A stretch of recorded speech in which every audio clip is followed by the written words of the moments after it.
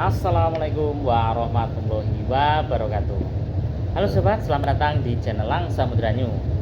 Kali ini saya ingin ngobrol-ngobrol masalah fenomena yang ada di Saudi Arabia ini ya, umumnya, dan khususnya itu yang ada di lingkungan sekitar saya ya sobat. Dan di situ juga ada hal-hal yang negatif maupun yang positif. Jadi kita akan membahas kehidupan real yang ada di sekitaran kita ya nih Bang Firman ya. Dan hal-hal seperti apa yang akan kita bahas nanti, simak terus video kita ini sampai selesai. Tapi sebelumnya jangan lupa like, subscribe, komen, dan share. Dan tekan tanda lonceng sebagai tanda notifikasi untuk video-video kita selanjutnya. Selamat menyaksikan.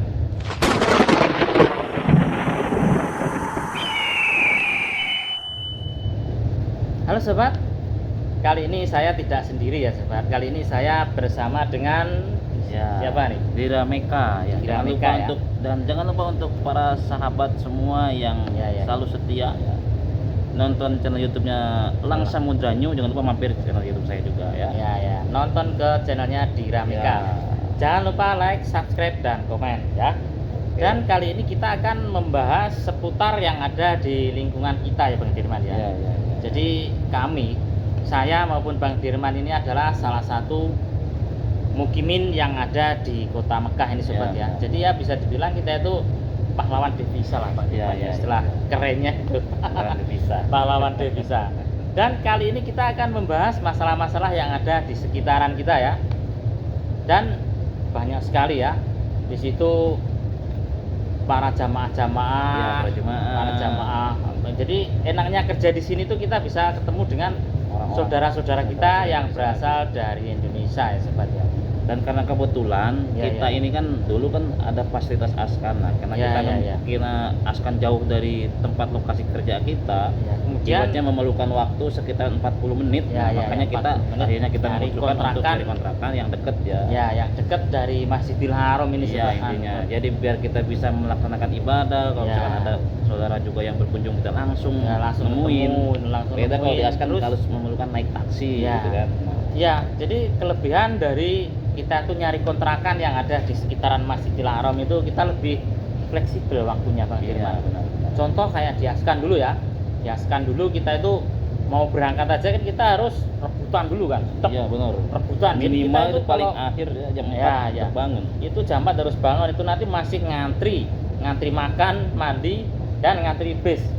Dan jika kita telat ini semua, kita kalah dalam hal ngantri ya, kita akan terlambat sama sopirnya ya. Nggak bisa kerja. Dan kita akan ini Bang Firman ya. Setelah kita tinggal di sekitaran Masjidil Haram ini ya, maaf ini bukan ya jauh lah dari Masjidil Haram itu ya.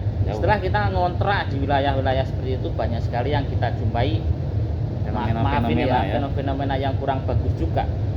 Tapi di sini kita akan hanya mengungkapkan hal-hal real yang ada di sekitaran kita, fakta yang terjadi, yang sering kita jumpai di lingkungan kita.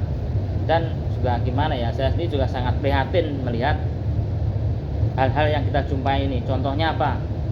Banyak sekali fenomena ya, tidak ubahnya seperti hal di negara-negara lain, di Taiwan maupun di Singapura, itu kan Malaysia, itu banyak sekali para TKW yang lupa dengan tujuannya datang ke Saudi ini apa gitu loh. Ibaratnya kalau bahasa Sundanya lupa purwadaksi. Ingat tujuan awal dia ke sini tuh ninggalin anak, ninggalin suami. Jadi tujuannya untuk memperbaiki nasib untuk mencari kehidupan yang lebih baik. Itu banyak sekali yang saya jumpai ya sobat, itu tidak sesuai dengan apa yang diharapkan dari rumah itu tadi. Dari tujuan awalnya dengan jadi melenceng. Ini salah satu contoh yang pernah kita lihat di lingkungan kita Bang Firman ya. Kita ketemuin gitu. Yang sering kita ketemuin, dan itu ada mungkin nggak banyak ya, kita maaf ini juga nggak banyak, ada beberapa oknum lah, kita nyebutnya oknum aja. Agar agar tidak terpukul rata ya. Jadi ada beberapa oknum itu yang tergeneralisir semua. Menjalin hubungan dengan laki-laki lain luar negara, contohnya laki-laki Bangladesh maupun laki-laki Pakistan. Favorit banget itu kayaknya ya, laki-laki Arab Saudi. Kalau memang mereka itu bergaulnya itu secara halal, misalkan dinikahin, itu Ya. malah lebih bagus Bang Dirman ya. Tapi kan kebanyakan mereka Ya. itu udah punya bersuami, punya anak gitu. Itu maksudnya kumpul kebo gitu Bang Dirman. Ya. Apa gimana itu? Saya sih juga nggak tahu, nggak paham juga sih. Jadi Cuman ada yang cuma sekedar kumpul, ada yang sekedar ada yang awalnya sekedar main-main di gitu. janji-janji manis doang, apa gimana itu? Iya. Ya memang ada fenomena seperti itu ada. Bahkan Bang Dirman ya, dulu pernah saya jumpai itu TKW yang sampai hamil itu sama Pakistan itu. Oh iya benar. Jadi aduh sangat disayangkan sekali. Dan pernah saya kepo juga itu kan dulu Iya, pernah iya. saya waktu dulu pernah saya cetan katanya itu untuk mencari hiburan. Astagfirullahaladzim. Hiburan. Jadi hiburan itu kena gini. Mungkin Ya ibaratnya karena dia stres apa gimana itu? ibaratnya kita juga gak bisa memponis gimana. Ibaratnya gini Ya, aja. ya. Saya pernah dengar curhatannya dia. Ya. Karena kan dia kan setiap ibaratnya yang udah 2 tahun misalkan akhirnya dia kabur. Setelah itu kan karena 2 tahun itu dia tanyakan uang di Indonesia itu katanya habis. Dihabisin sama suaminya. Kawin lagi misalkan. Akhirnya dia di situ katanya dia cari hiburan, cari pelampiasan lah cari istilahnya pelampiasan ya. hiburan juga ibaratnya kan Oh. karena stres karena suaminya selingkuh di Indonesia. Uangnya habis ibaratnya kan. Ya. Anaknya telantar atau gimana gitu. Ya. Nah, jadi awalnya kan dia coba-coba itu kan ada yang ibaratnya kan pasti jadi perempuan itu kesepian. Akhirnya dari kesepian itu ada yang ngasih perhatian lebih, awalnya dari cuma iseng-iseng Iseng-iseng itu biasanya cuma Ibaratnya. janji-janji manis loh Bang. iya iseng-iseng ya intinya jujur sih saya yang setahu saya seburuk-buruknya tapi nggak tahu juga sih nggak semua orang tapi Iya, intinya sih kita nggak oknum ibaratnya kan Ya oknumnya. iya katanya kan Indonesia adalah jadi mereka tuh lebih memilih pria luar daripada Indonesia itu karena Indonesia itu Lebih. cuma nyakitin Oh, iya. menghabiskan uangnya aja katanya kalau orang-orang itu uangnya gampang gitu kan negara luar itu iya. Padahal itu kalau menurut saya sendiri loh Bang Dirman itu mereka ini para TKW kaburan ini hanya dikasih manis di awal-awal saja. Iya, Nanti kebanyakan biasanya begitu. itu kebanyakan kasus yang terjadi gitu ya. dapat manisnya Dan setelah dapat manisnya perempuan-perempuan ini akan ditinggal ataupun habis manis sepah dibuang itu istilah iya, katanya. iya. Itu loh sobat. Jadi kita itu harus fokus, jadi harus kembali apa sih tujuan kita itu ke Saudi maupun ke Tujuan negara-negara ingat- lain kita harus jadi ingat ke TKI tujuan itu awal, apa maupun gitu, TKW di sini tuh tujuannya apa gitu. Kita tuh harus ingat itu agar apa? Agar kita itu bisa mengendalikan diri dan bisa mengontrol diri gitu Pak Dirman. Kalau tidak ada kita yang mengontrol diri kita sendiri itu nggak mungkin ya kawan itu hanya ngasih saran tapi kembalinya kepada diri kita sendiri gitu loh. Dan Jadi kita ujung-ujungnya kan ibaratnya akhir-akhirnya ketika dia mau Kebelasan. pulang lagi ke Indonesia dia Susah. misalkan dia Ya. udah punya anak di sini Nah. dia kan tujuannya awalnya kan dia kan kerja di sini Ya. terus akhirnya karena Punya bergaul anak. ibaratnya menikah menikah siri secara siri ya. Terus akhirnya punya anak. anak laki-lakinya Lakinya kabur kabur. atau pulang ke negaranya kan dia pasti orang itu juga punya di negaranya itu pasti punya Punya istri anak lagi bini ya. kan, Oh, punya iya, istri. Terus Punya anak, ya. gitu. Terus kalau kita sudah punya anak yang tadinya kita kesini niatnya mau kerja nyari duit malah ngurus anak ya terus gimana coba kan nggak bisa Duitnya dari mana Ya, sementara biaya hidup di sini tuh mahal Bang Dirman ya. benar sekarang ini mahal Ya, contoh kayak itu kontrakan yang paling murah aja itu sekitar antara 500 sampai 500 pun 800. sekarang 500 udah susah kebanyakan Susah, ya. 700 ke atas kebanyakan 700 ke atas. Itu baru satu kamar itu sobat. Itu biasanya kalau kita tuh tidak perjanjian dari awal itu akan ditambah lagi dengan biaya listrik, ya kan? ya Terus kemudian lagi air, ya ya kan? Terus belum lagi biaya makan kita sehari-hari ini juga banyak Bang Firman. dan sekarang ini Nah, Masya Allah ini setelah corona ini keuangan kita ini banyak punya uang 100 real itu kalau Ya. zaman dulu sebelum corona kita bawa uang 50 real itu bisa kebeli gitu banyak usah ya. tank Bisa kreceknya penuh banyak. Iya. kalau sekarang 50 real cuma neng apa gitu kantong kecil Ya. gak ada harganya sama kayak di Indonesia Iya. ibaratnya kalau misalkan gajinya kayak gini aja misalkan gajinya 2.500 misalkan atau ya alhamdulillah kalau misalkan yang masih di bawah 2.000 katakanlah punya uang segitu itu seperti punya uang 2 juta di Indonesia Iya. ya kayak gitu jadi Ya, biaya kalau hidup kita di gunakan sini di sini ya itu habis. ya sangat apa ya? Ini juga Bang Dirman apa sangat nipis Ngepek, juga gitu ngepek loh. banget. Iya, mepet, jadi sangat Iya. fresh. Iya. Jadi seperti itu.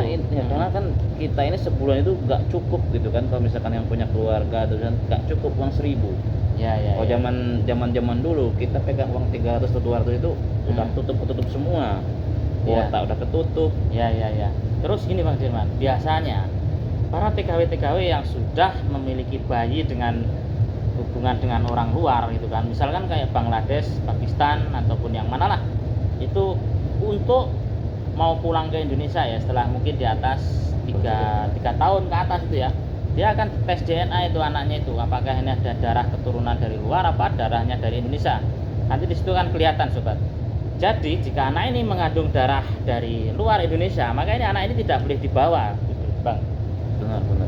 Ya seperti itu yang saya tahu, yang saya dengar ya. Tapi jika anak itu masih dalam kandungan ataupun masih dalam di bawah 1 tahun itu kayaknya masih ada toleran ya Bang Firman ya. Mungkin ya.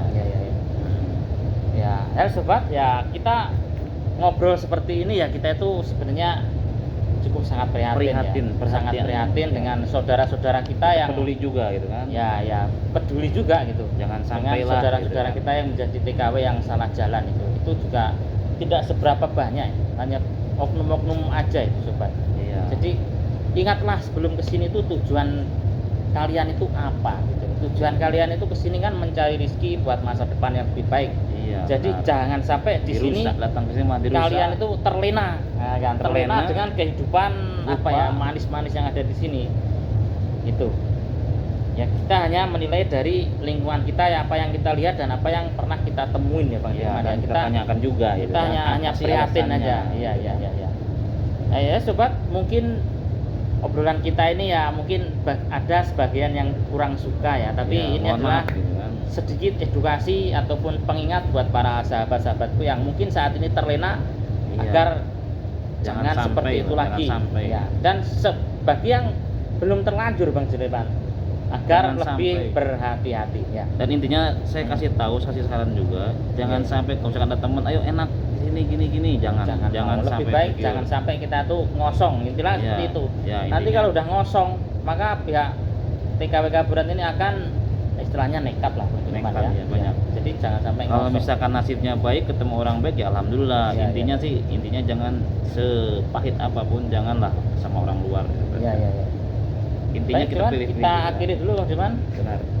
Halo sobat, mungkin cukup sekian dulu obrolan kita ini, dan semoga obrolan kita ini bisa bermanfaat dan bisa menambah wawasan buat saudaraku semua dimanapun Anda berada. Tak lupa dari kawasan kota Mekah ini saya doakan semoga sobatku semua tetap diberikan kesehatan, keselamatan, panjang umur dan dilimpahkan rezekinya. Amin Allahumma amin. Sekian dulu, wabillahi taufiq wal hidayah. Wassalamualaikum warahmatullahi wabarakatuh.